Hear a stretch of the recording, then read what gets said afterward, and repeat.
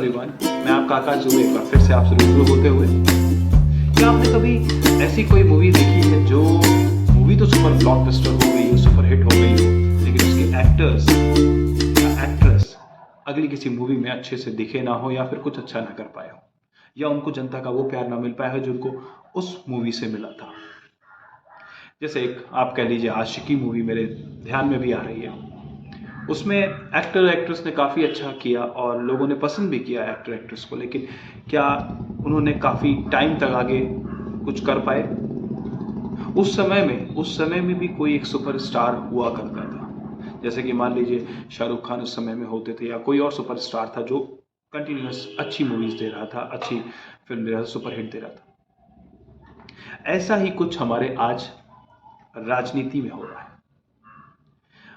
एक तरफ मिस्टर राहुल गांधी जी एक भारत जोड़ो यात्रा की स्क्रिप्ट लिखते हैं, या उनके पार्टी के लोग स्क्रिप्ट लिखते हैं, और वो एज ए नायक, जिसे एक्टर भी कहते हैं, उसमें मेन लीड करते हुए वो उस यात्रा को आगे बढ़ाते हैं, उस फिल्म को आगे बढ़ाते हैं।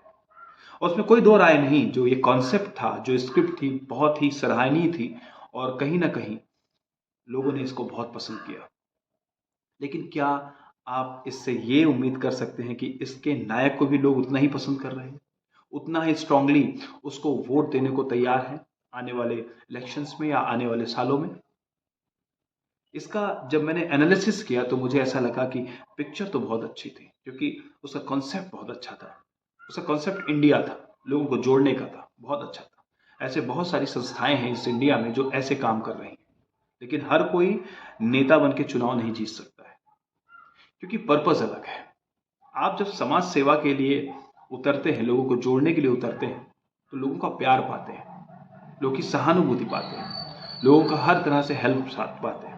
लेकिन जब एक देश को लीड करने की बात होती है, वहां से हट करके बहुत सारी चीजें देखी जाती हैं, और उसमें सबसे पहला पॉइंट आता है, किसी भी देश का लीडर हो या फिर किसी भी एक राज्य का लीडर हो, उसके स्ट्रॉन्ग डिसीजंस को जनता बहुत मानती है। इवन बहुत सारे गलत डिसीजंस भी होते हैं, लेकिन जनता इसलिए खड़ी होती है कि उसके जो स्ट्रॉन्ग डिसीजंस होते हैं, उसका स्ट्रॉन्ग जो रिस्पॉन्स होता है, क्विक रिस्पॉन्स होता है, जनता उसको ही हमेशा रिस्पॉन्ड करती है चुनाव के रूप में। और आप दूसरी तरफ देख लीजिए, मोदी जी उसी समय की एक ऐसी कहानी लिखते हैं, और कहानी पे कहानी लिखते जाते हैं। हर 5 साल में वो एक नई स्क्रिप्ट लेके आते हैं और स्ट्रॉन्ग एक्टर की तरह उभर के आते हैं, सुपरस्टार बन जाते हैं, और उनकी पिक्चर जो भी आती है वो सुपर हिट होगी, जनता पहले से लेके बैठी।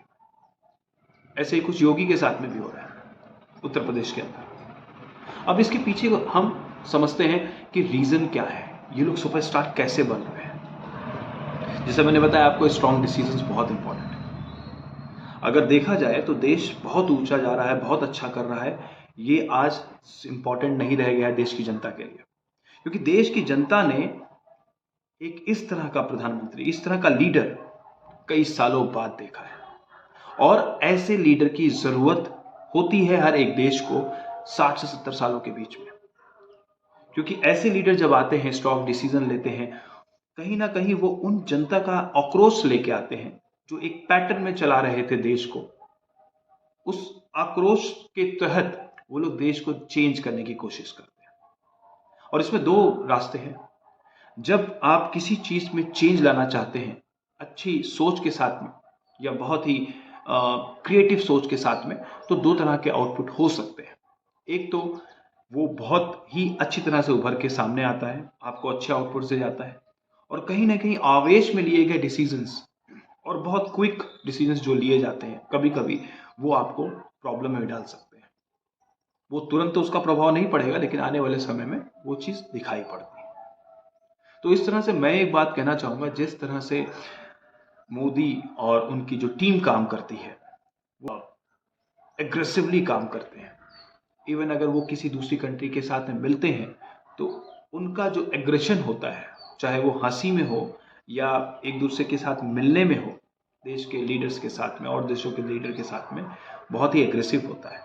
खुशी है तो बहुत एग्रेसिव रहती है, हाथ मिलाते हैं, गले मिलते हैं। इन 70 सालों में और आज के सालों में क्या डिफरेंस देखने को मिलता है? क्या 17 सालों में काम नहीं हुआ? देश ने तरक्की नहीं की? देश 1947 के बाद में आज दुनिया के बीच में जाना माना जा रहा है। क्या विदिन 10 ईयर्स? ऐसा नहीं है। ओनली सोच बदली है। लोगों के अंदर जो आक्रोश था उसको लेकर के कोई आदमी आगे बढ़ा है, और स्ट्रांग लीडरशिप के साथ, स्ट्रांग डिसीजंस के साथ, स्ट्रांग रिस्पॉन्स के साथ, और उसका जवाब है जनता का वोट। पिछले 2 बार से मोदी जी अगर जीत रहे हैं, अगली बार भी ये जीतेंगे, ये क्लियर है। इसका रीजन क्या है? इसका रीजन ये है कि भारत जोड़ो यात्रा एक स्क्रिप्ट की तरह रह गई, एक मूवी की तरह रह गई, जिसका एक्टर सफल हो पाएगा ये बहुत ही रेयर है। लेकिन जो सुपरस्टार है, उसकी अगली जो मूवी आने वाली है वो सुपर हिट होगी केवल उसके नाम से और उसके पीछे जो उन्होंने काम किया उसके बेस पे। राजनीति को अपनी जगह रखा, अपने स्ट्रॉन्ग डिसीजन को अलग रखा, ये बहुत बड़ी क्वालिटी है। और आज इसके साथ मैं आपको एक और बात बताने जा रहा हूं कि जो मैं जहां पे आज हूं, मेरे नेटिव प्लेस अयोध्या में हूं, और मैं देख रहा हूं पिछले जब से मैंने होश संभाला है तब से मैंने एक ही चीज सोचा था कि इस प्रदेश का या फिर इस सिटी का कुछ नहीं हो सकता आने वाले सालों में, क्योंकि यहाँ पे इंफ्रास्ट्रक्चर नहीं है। और जब तक इंफ्रास्ट्रक्चर नहीं होगा तो आप कितनी भी बड़ी से बड़ी सिटी क्रिएट करना चाहें, आप उसको आगे नहीं बढ़ा सकते। क्योंकि इंफ्रास्ट्रक्चर का मतलब होता है कि आप वहाँ पे इंडस्ट्री लाएंगे, वहाँ पे बड़ी बड़ी रोड्स चाहिए क्योंकि उसमें ट्रक्स चलने हैं, उसके बाद में ब्रिजेस चाहिए, ओवर ब्रिजेस चाहिए, जिससे कि वहाँ के रहने वालों को प्रॉब्लम्स ना हो। और इसके अलावा बहुत सारे ऐसे चेंजेस करने पड़ेंगे सिटी में जो काफ़ी सालों से चलते आ रहे हैं, कई हजार सालों से उस सिटी में इस्टेब्लिश्ड है। उन 500 साल पहले या 1000 साल पहले के अकॉर्डिंग उनको कहीं ना कहीं डिमोलिश करना पड़ेगा स्ट्रॉन्ग डिसीजन के तहत। कुछ लोग इसमें बुरा भी मानेंगे। जैसे मैं कंपेयर कर सकता हूँ कि चाइना में, जब चाइना या सिंगापुर में चेंजेस आ रहे थे तो उस टाइम में गवर्नमेंट किसी से परमिशन लेने नहीं जा रही थी। उसके दिमाग में, उन गवर्नमेंट्स के दिमाग में एक लक्ष्य था और उस कंट्री का चेहरा चेंज करने का एक लक्ष्य था। उसके तहत बहुत सारे लोगों को प्रॉब्लम भी हुई होगी, बहुत सारे लोगों को दिक्कतें भी आई होंगी, बहुत डिमोलिशंस भी होंगे, बहुत लोग बेघर भी होंगे। लेकिन आज का चाइना या आज का सिंगापुर आप पहचान नहीं सकते अगर आप आज से कुछ नहीं तो 50 साल पहले के सिंगापुर या चाइना को देखेंगे। और जो योगी का काम है उत्तर प्रदेश में, मैं उसको इसलिए भी बहुत अप्रिशिएट कर रहा हूं क्योंकि मैंने जो सोचा था योगी जी के बारे में वो ये था कि एक महंत जी हैं, बहुत ही रिस्पेक्टेड आदमी हैं और उनकी सोच में बहुत ही सच्चाई है। वो जो करेंगे बहुत ही प्योरिटी के साथ में करेंगे, बस इतना ही जानता था। और मैं ये नहीं समझता था कि उनको कहीं से भी लीडरशिप की उनको समझ होगी एक एज ए राजनेता। लेकिन उन्होंने मुझे गलत साबित किया, मेरी सोच को गलत साबित किया, क्योंकि जब मैं यूपी में और अपने नेटिव प्लेस अयोध्या में आता हूँ तो सुनने में आता था कि रोड चौड़ी होने वाली है, अयोध्या मंदिर का निर्माण होने वाला है और हो जाएगा 2-3 सालों में। लेकिन जिस तरह से मैंने सोचा था और जिस तरह से मैंने सुना था ये चीज़ें, वो चीज़ें आज मैंने रोड पे देखी। लोगों के अंदर वो खुशी देखी है कि जो वो लोग कई सालों से सोच रहे थे। कम से कम मैं अयोध्या के निवासियों की बात कर रहा हूँ, यहाँ के रहने वाले लोगों की बात कर रहा हूँ। अब मैं बात करता हूँ फिर से योगी के आने की या फिर किसी और के आने की संभावना की। मैंने बहुत लोगों से योगी के बारे में उल्टा भी सुना है, क्योंकि हर जगह पे एक अपोजिशन होता है और अपोजिशन में केवल एक अपोजिशन नेता ही नहीं होता है, उसके साथ में नीचे जनता भी अपोजिशन में होती है, जिसकी वजह से वो अपोजिशन का नेता क्रिएट होता है। लेकिन अपोजिशन के बारे में अगर हम बात करें, उन अपोजिशन की जो एग्रेसिवनेस है वो बहुत कमजोर पड़ जाती है। किसके आगे? उन लोगों के आगे जो कि अपने समाज को, अपनी सिटी को बढ़ता हुआ देख रहे हैं, वो चेंजेस देख रहे हैं जो कई सालों से नहीं देख पाए थे।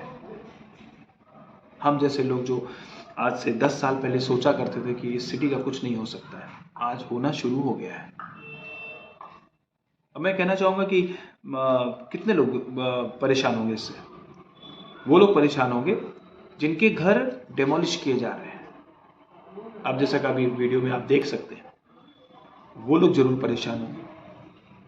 अगर उनको मुआवजा ठीक से नहीं मिला तो जरूर वो शायद योगी जी को वोट ना दें।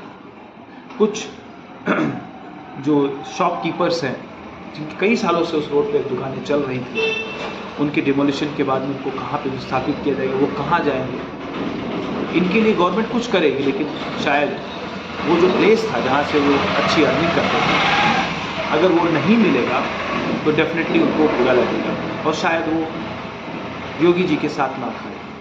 लेकिन कितनी रोड्स चौड़ी हो रही हैं और कितने लोग योगी जी को वोट नहीं देंगे, ये डिपेंड करता है, क्योंकि उनकी संख्या बहुत कम है, बहुत कम है। और जिन्होंने सपना देखा था, उन सपनों को पूरा होते जब योगी के थ्रू देख रहे हैं, उनकी संख्या बहुत ज़्यादा है। और यही संख्या जो है वो किसी को मुख्यमंत्री बनाती है या प्रधानमंत्री। तो आज योगी जी और मोदी जी ने ये साबित कर दिया, वेशभूषा में कुछ नहीं है। वेशभूषा से आप किसी को ये नहीं सोच सकते कि वो अच्छा लीडर है या एक बहुत अच्छा मैनेजमेंट गुरु है। उन्होंने ये साबित किया कि लीडरशिप यहाँ से शुरू होती है और अपने लक्ष्य को देखते हुए काम करने के साथ शुरू होती है, डेली गोल्स के साथ शुरू होती है। वो इतने डिसिप्लिन लोग हैं जो आज इंडिया पे राज कर रहे हैं, केवल डिसिप्लिन। मैं बिल्कुल नहीं ये जानता हूं, ना ही मानता हूं कि वो लोग एक आज के देश में, आज का हमारा जो देश है, उसको कोई एजुकेटेड पर्सन लीड कर रहा है। मैं बिल्कुल नहीं कहूँगा, क्योंकि हमारे देश को जो हमें लीड किया अभी 70 सालों में, वो सारे एजुकेशनिस्ट। उनका एजुकेशन का लेवल ही अलग था, उनकी सोच का लेवल अलग था। लेकिन जो मोदी जी है, मोदी जी का प्लस एक पॉइंट है कि स्ट्रॉन्ग लीडरशिप, जो शायद अमेरिका के राष्ट्रपति के पास में होती है, जो चाइना के पास के लीडर्स में होती है, जो रशिया के लीडर में देखी जाती है। और देश को या देश की जनता को सिर्फ यही चाहिए था जो मिस्टर मोदी ने पूरा किया। ऐसे ही मैं कहीं बैठा हुआ था और मैंने कहा कि योगी जी कितना भी चेंजेस कर लें, इंफ्रास्ट्रक्चर ले आए, बड़े बड़े कंपनीज को लाके यहाँ खड़ा कर दें, क्या वो लोगों को चेंज कर पाएंगे? जो हम मैंने साउथ इंडिया में जो मैंने देखा, जहाँ पे लोग अवेयर हैं, खाने के बाद में कोई भी अगर चीज़ें हैं, उसका जो बचा हुआ चीज़ें उसको बाहर नहीं फेंकते, वो पान खा के बाहर नहीं थूकते, वो गुटखा खा के बाहर नहीं पी करते। ये सारी चीज़ें यहाँ से होती हैं। उनके पास में इंफ्रास्ट्रक्चर नहीं था, लेकिन आया तो उसकी केयर किया होता। यहाँ मैंने देखा है, यहाँ पे केयर नहीं होती। आप कितना भी इंफ्रास्ट्रक्चर अच्छा दीजिए, अच्छी बिल्डिंग बनाइए, लेकिन आपको उसके कॉर्नर में, बिल्डिंग के कॉर्नर में कहीं ना कहीं पान का पीक मिल जाएगा या कहीं ना कहीं कूड़ा फेंका मिल जाएगा। केयर ही नहीं है कि वो बाहर फेंक रहे हैं, उससे गंदे दिखेगी सड़क। उनको बस ये पता होता है कि गवर्नमेंट का एक आदमी आएगा या एक कोई स्वीप कीपर आएगा, वो क्लियर करके जाएगा, क्लीन करके जाएगा। मैं आपको डिफरेंस बताता हूँ। आज से 10 साल पहले जो सफाई कर्मचारी होते थे, वो गलियों में जाते ही नहीं थे, केवल सैलरी लेते थे। अब तो ये महानगर बन चुका है अयोध्या, और कोई गाड़ियां नहीं आती थी अपने जो भी कूड़े होते थे उनको उठाने के लिए। और ये 10 साल के बाद की बात बता रहा हूँ, जब से योगी जी आए हैं, या फिर कह लीजिए कि ये चेंजेस स्टार्ट हुए हैं, तब से बहुत सारी चीजें चेंजेस हो रही हैं इंटरनली, जो शायद कहीं भी नहीं पता है। उसका शायद जो वैल्यू है वो शायद योगी जी को भी नहीं पता है, नीचे कैसे काम हो रहा है। और वो एक जनता ही बता सकती है कि उनके गलियों में क्या चेंज हुआ, उनके प्लेस पे क्या चेंज हुआ। वो मैंने अपनी आंखों से देखा है। तो मैं सपोर्ट तो नहीं करूंगा, लेकिन काम को जरूर अप्रिशिएट करूंगा, क्योंकि जहाँ पे बहुत सारी चीज़ें चेंजेस हो रही हैं, इंफ्रास्ट्रक्चर रेडी कर रहे हैं, ये आज हमारे लिए जो चीज़ रेडी हो रही है, वो कहीं ना कहीं उसका इफेक्ट आने वाले टाइम में दिखाई पड़ेगा। लेकिन नेगेटिव पॉइंट्स भी बहुत बड़े बड़े हैं इस गवर्नमेंट के। इसके बारे में मैं आने वाले वीडियोस में आपसे डिस्कस करूँ।